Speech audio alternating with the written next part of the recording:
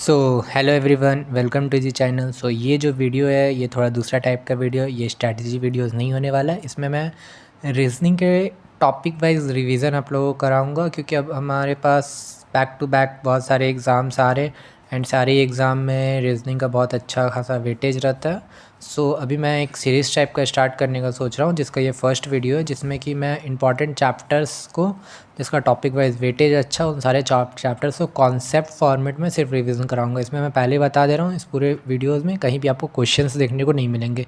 अगर आपको क्वेश्चंस का रिवीजन करना है, उसके लिए यूट्यूब पे बहुत सारे प्लेटफॉर्म है, बहुत सारे फ्री यूट्यूब चैनल्स है, जहाँ पे आपको मॉक टेस्ट टाइप या previous year questions already discuss हो रहे हैं, आप वहाँ से जाके देख सकते हैं। बट इस वीडियो को बनाने का मेरा पर्पस यही है कि आप लोगों को कम से कम टाइम में 7 से 8 मिनट में या अप्रॉक्सीमेटली 10 मिनट में आपको एक कॉन्सेप्ट, एक चैप्टर का ओवरऑल जो कॉन्सेप्ट होता है वो आपका रिकॉल हो जाए, कि आप चिट चैट टाइप के आप अपना क्वेश्चन चैप्टर का जो बेसिक नॉलेज है उसको आप फिर से रिवाइज कर पाए। सो चलिए शुरू करते हैं। तो हमारा जो फर्स्ट चैप्टर है वो रीजनिंग का हमारा फर्स्ट चैप्टर है, ब्लड रिलेशन। ब्लड रिलेशन से आप मान के चलिए कि हर कॉम्पिटिटिव एग्जामिनेशन में जहाँ पे रीजनिंग का वेटेज जाता है, आप ये मान के जा सकते हैं कि 2 से 3 क्वेश्चंस तो आपको पूछे ही जाते हैं, पर्टिकुलरली ब्लड रिलेशन से। कभी कभी ये नंबर क्वेश्चन 4 भी हो जाते हैं, बट 2 से 3 तो आपको पूछे ही जाते हैं, ठीक है। सो इम्पॉर्टेंट चैप्टर है, इसका एक ओवरव्यू रिवीजन करते हैं चलिए कॉन्सेप्ट का। तो ब्लड रिलेशंस में हमारे 3 टाइप के फॉर्म आते हैं, पजल्स फॉर्म, ठीक है, पॉइंटिंग फॉर्म और कोडिंग रिलेशन, ठीक है। जो कोडिंग रिलेशंस है वो इंपॉर्टेंट है, कोडिंग रिलेशंस। एंड फिर देन पॉइंटिंग फॉर्म में आपके 2 होते हैं, डायरेक्ट और इनडायरेक्ट। जैसे पॉइंटिंग फॉर्म में डायरेक्ट और इनडायरेक्ट का मतलब क्या है कि आप पॉइंट करके किसी को कोई चीज़ आप डायरेक्ट वे में बोल रहे हैं, आप पर्टिकुलरली आप किसी को पॉइंट कर रहे हैं और उनको डायरेक्ट वे में बोल रहे हैं कि हाँ, लाइक आप ये बोले कि यहाँ से 10 किलोमीटर के बाद आपको एक पार्क मिलेगा, ठीक। तो आप पॉइंट किए कि यहाँ से 10 किलोमीटर के बाद, आप इस नंबर को पॉइंट किए कि आप जैसे ही 10 किलोमीटर बाद जाइएगा आपको एक पार्क देखने को मिलेगा। बट इनडायरेक्ट वे में आप ये बोल सकते हैं कि आप यहाँ से थोड़े दूर जाइए, फिर वहाँ से राइट लीजिए, फिर लेफ़्ट लीजिए, तो आपको एक जगह देखने को मिलेगा जहाँ की पार्क है। तो ये इनडायरेक्ट वे हो गया। सो वैसे ही डायरेक्ट और इनडायरेक्ट को मैं आपको समझाने की कोशिश किया। अब बात करते हैं हमारा रीजनिंग में जो है एबव 1 जनरेशन, ठीक है। यहाँ पे अगर आपसे एक जनरेशन ऊपर के लोग हैं तो उनमें क्या कौन कौन से लोग होते हैं, like father, mother, uncle, aunty. तो इसी आंटी में ही आपका और सब भी आ जाएगा, लाइक चाची, मामी, मौसी, बुआ वगैरह सब इसी में आ जाएगा, ठीक है। अंकल में चाचा, मामा, फूफा, मौसा सब इसमें आ जाएगा। फिर एक जनरेशन से आ गया मैं आपका fathers in law, mothers in law, सास ससुर इसमें आ गया, ठीक है। उसके बाद बात करते हैं 2 जनरेशन, आपसे 2 जनरेशन ऊपर। मान लीजिए आप जो जनरेशन से उससे एक जनरेशन ऊपर हो गया आपके पेरेंट्स, देन उससे एक और जनरेशन ऊपर, 2 जनरेशन ऊपर, ठीक है। लाइक इसमें क्या है, grand father, grand mother, maternal grand father और मैटरनल ग्रैंड मदर। मतलब क्या, ग्रैंड फादर ग्रैंड मदर मतलब नाना नानी, दादा दादी, और maternal grand father grand mother मतलब नाना नानी, ठीक है। सो ये 2 जनरेशन ऊपर के कॉन्सेप्ट हो गए। अब बात करते हैं हमारा सेम जनरेशन। सेम जनरेशन में कौन कौन हो सकते हैं, जैसे आपके जनरेशन, आपका जो जनरेशन है आपके साथ साथ कौन हो सकता है, आपके भाई, आपके बहन, आपके कज़न, ये सब आपका जनरेशन हो गया सेम जनरेशन, ठीक है। सेम जनरेशन्स में ब्रदर्स, सिस्टर्स, कज़न्स में बहुत सारे हो सकते हैं, जैसे चचेरे, ममेरे, फुफेरे, मौसेरे, वो सारा कुछ इसमें आता है। देखिए ये कॉन्सेप्ट बताने का मेरा सिर्फ मेन पर्पस है क्योंकि आपको एग्जाम में क्वेश्चंस उसी टाइप के मिलेंगे। मैं यहाँ पे क्वेश्चन डिस्कस नहीं कर रहा हूँ, मैं फिर बोल रहा हूँ, बट मैं कॉन्सेप्ट जो इंपॉर्टेंट क्रक्स होता है ना वो रिवाइज कर रहा हूँ, क्योंकि अब हमारे एग्जाम में दिन कम बचे, बैक टू बैक बहुत सारे एग्जाम हैं एंड सब में रीजनिंग का वेटेज अच्छा रहता है। सो इसलिए मैं कॉन्सेप्ट रिवीजन पे फोकस कर रहा हूँ, ठीक है। सेम जनरेशन में ही आपके वाइफ भी आ गए, ब्रदर्स इन लॉ भी आ गए, ये सारे आपके सेम जनरेशन्स में आ गए, ठीक। अब कुछ एग्जाम्पल लेके बात करते हैं, ठीक है। लाइक फर्स्ट एग्जाम्पल क्या है, A is the father of B, मतलब क्या, ए बी के पिता है, ठीक है। ए किसके पिता है, बी के पिता है। तो ये आप कैसे दिखाना जब होगा तो आप उसको कैसे दिखाएंगे, बी क्या है, बी के पिता है, तो बी क्या है, एक जनरेशन हो गया। मान लीजिए आपका जनरेशन, जब जनरेशन्स में अंतर रहता है ना तो एरो का यूज़ करते हैं, ठीक है। और ए के है, ठीक है, तो ए है, ए के पिता बी है, ठीक है। ए का तो जेंडर आपको डिसाइड हो गया कि ये मेल है, क्योंकि तो मेल में प्लस का साइन लेते हैं, तो ये इसके पिता है, ये आप यहाँ से डिसाइड कर सकते हैं। बी का कोई जेंडर नहीं है, बी में तो नहीं लिखा हुआ है कि बी बॉयज़ है या गर्ल्स है, तो इसलिए बी को आप छोड़ दीजिए। तो इस तरीके से आप इसको रिवाइज समझ सकते हैं। अब नेक्स्ट एग्जांपल लेते हैं, यहाँ पे लिखा हुआ A is the mother of B, A B की माँ है, ठीक है।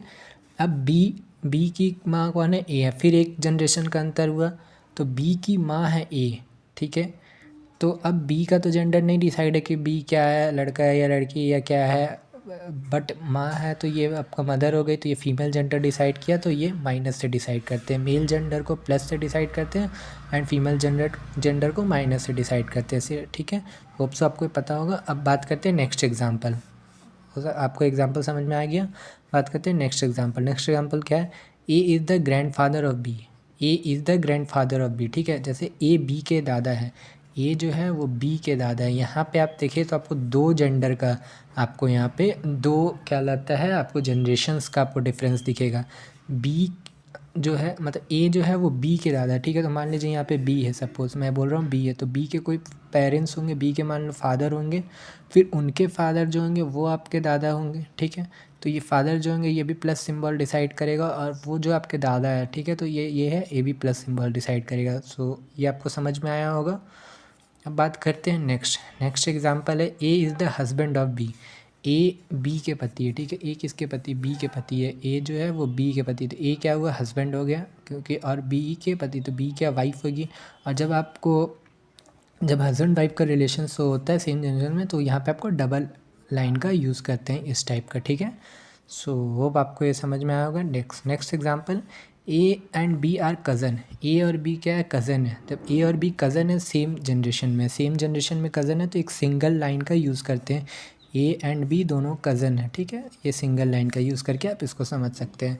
अब नेक्स्ट बात करते हैं, A and B are siblings. जब ए एंड बी सिबलिंग्स है, मतलब क्या है कि ए और बी दोनों अपने भाई हैं, ठीक है। सिबलिंग्स है तो एक सेम जनरेशन का अंडा हो गया। जब सिबलिंग्स है मतलब कि दोनों के पेरेंट्स एक ही होंगे, मदर एंड फादर दोनों बच्चों के सेम ही होंगे, ठीक है।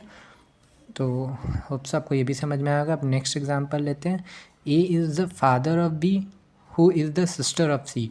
मतलब ए बी के पिता हैं, ठीक है। ए जो है वो बी के पिता है एंड जो कि सी की बहन है, ठीक है। अब ये जो क्वेश्चन से थोड़ा हो सकता है आपको कंफ्यूजिंग भी लगे, बट मैं इसको समझाने की कोशिश कर रहा हूँ। ए बी के पिता हैं जो कि सी की बहन है, तो ठीक है। ए किसके पिता है, बी के पिता है। ए जो है बी के पिता है, ठीक है, जो कि सी की बहन है। अब सी है, सी की बहन हो गई बी, तो बी सी की बहन हो गई। अब जो ए है वो बी के पिता है, तो ए जो है वो बी के पिता है, तो ए पिता हो गया, तो इनका जेंडर डिसाइड हो गया कि ये आपको क्या होता है, मेल है, फादर है, तो ये प्लस हो गया। बी और उसकी बहन है ये, ठीक है, सी की बहन है ये, तो ये आपको माइनस हो गया। ये भी आपको जेंडर यहाँ पे डिसाइड हो रहा है, ठीक। अब बात करते हैं यहाँ पे कुछ और चीज़ देखते हैं, हु डैट विच, जो कि सेकेंड पर्सन से आप यूज़ होते हैं। जैसे हु आया, ठीक है, हु किसके सेकेंड पर्सन का यूज़ हो, तो किसके सेकेंड पर्सन, बी का। सो इससे ये आपको ये भी समझ में आया होगा। मैं समझाने की जो कोशिश किया, ए बी के पिता और बी और जो सी की बहन है, ठीक है। सो इस तरीके से आप इसको समझ सकते हैं। अब बात करते हैं नेक्स्ट। अब हमारा बात करते हैं नेक्स्ट एग्जाम्पल, जो कि क्या है, A is the father of B and is the brother of C. मतलब ए बी के पिता है और सी के भाई है। अब देखिए यहाँ पे बात करते हैं, ठीक है।